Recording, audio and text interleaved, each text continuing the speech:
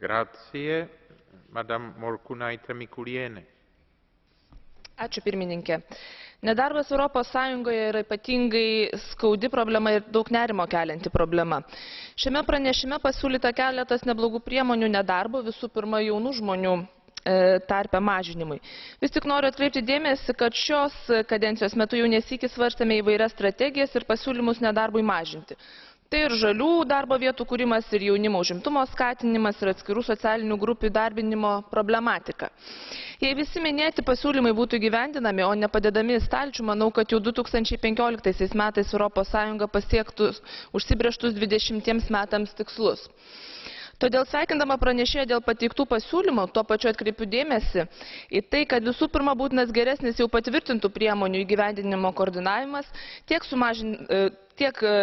kuris padėtų sumažinti nedarbą, tiek sutaupysantis lėšų kitiems prioritetams. Dėkui.